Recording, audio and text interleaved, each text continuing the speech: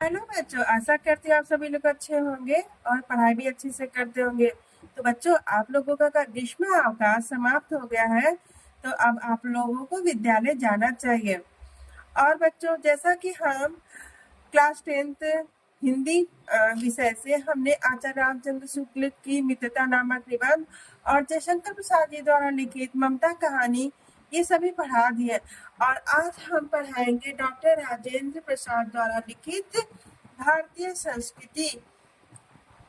तो भारतीय संस्कृति पढ़ने से पहले हम डॉक्टर राजेंद्र प्रसाद जी का जीवन परिचय पढ़ेंगे। तो चलिए डॉक्टर राजेंद्र प्रसाद जी का जीवन परिचय देखा जाए।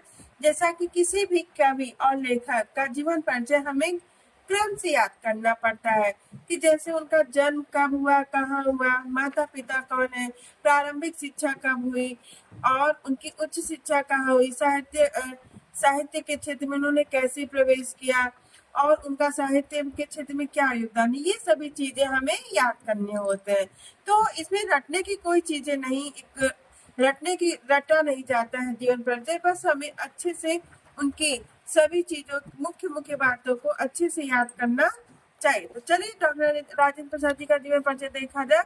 तो सबसे पहले क्या लिखा है, देश रत्न डॉक्टर राजेंद्र प्रसाद जी का जन्म 1884 ईस्वी में बिहार राज्य के सारण जिले के जीरादेई ग्राम, वर्तमान में सिवान जनपद में हुआ था।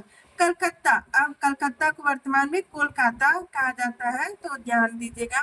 कलकत्ता विश्वविद्यालय से इन्होंने एमए की परीक्षा उत्तीर्ण की। राजेंद्र बाबू बड़े मेधावी छात्र थे और प्रायः सभी परीक्षाओं में इन्होंने प्रथम स्थान प्राप्त किया। कलकत्ता के प्रेसिडेंसी कॉलेज से 1911 ईस्वी में एलएलएम की परीक्षा उत्तीर्ण की। इस परीक्षा में उन्होंने स्वर्ण पदक प्राप्त हुआ। विधि के क्षेत्र में पीएचडी उपाधि भी राजेंद्र बाबू ने प्राप्त की।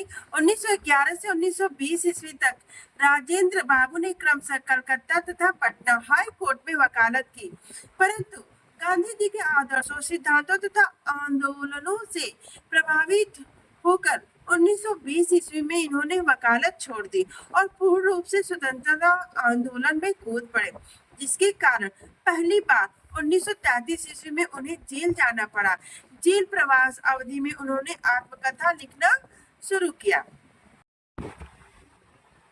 वह 1934 ईस्वी में पहली बार भारतीय राष्ट्रीय कांग्रेस के अध्यक्ष चुने गए और 3 बार कांग्रेस के अध्यक्ष रहे। वह 2 दिसंबर 1946 ईस्वी को भारत के पहले मंत्रिमंडल में कृषि एवं खाद्य मंत्री भी बने।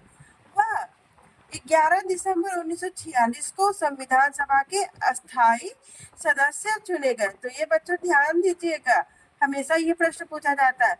आप 26 जनवरी यानी डॉक्टर राजेंद्र प्रसाद जी 26 जनवरी 1950 ईस्वी से 14 मई 1962 ईस्वी तक देश के राष्ट्रपति रहे।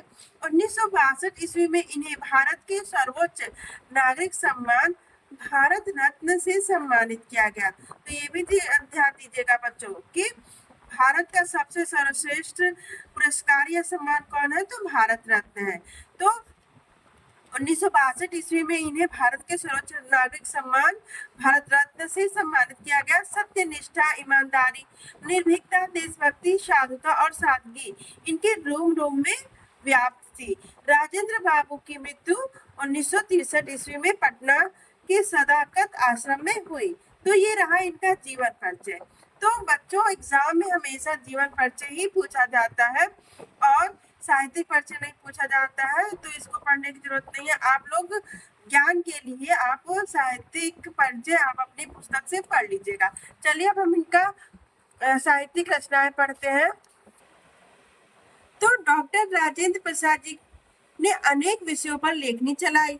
इनकी कृतियों का विवरण इस प्रकार है। तो यहाँ देखिए, इंडिया डिवाइडेड, सत्याग्रह 8, चंपारण, भारतीय शिक्षा, गांधी जी की दीन, शिक्षा और संस्कृति, मेरी आत्मकथा, बापू के कदमों में, मेरी यूरोप यात्रा, संस्कृति का अध्ययन, चंपारण में महात्मा गांधी तथा खादी का अर्थशास्त्र, ये इनकी मुख्य मुख्य रचनाएं हैं। इनके अतिरिक्त इनके भाषणों के भी कई संग्रह प्रकाशित हुए। तो ये रही इनकी रचनाएं। और अब हम इसके बाद डॉक्टर राजेंद्र प्रसाद जी द्वारा लिखित भारतीय संस्कृति का सारांश आप लोग को पढ़ाएंगे। तब तक के लिए धन्यवाद, खुश रहिए।